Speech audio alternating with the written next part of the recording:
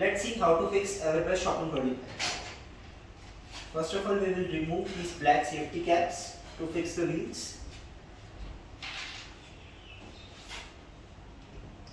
These are the wheels. We'll fix these wheels onto this rod. Push the wheels. Wheel are fixed. It is not coming out.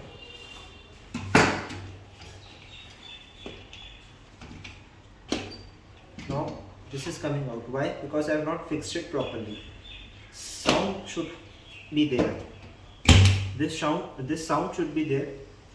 Now to remove these wheels, push this button inside and then pull the wheels out. It will easily come out. I'm fixing it again. Unfold the frame.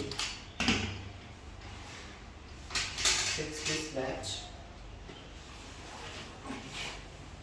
Now fixing the bag. The bag is washable.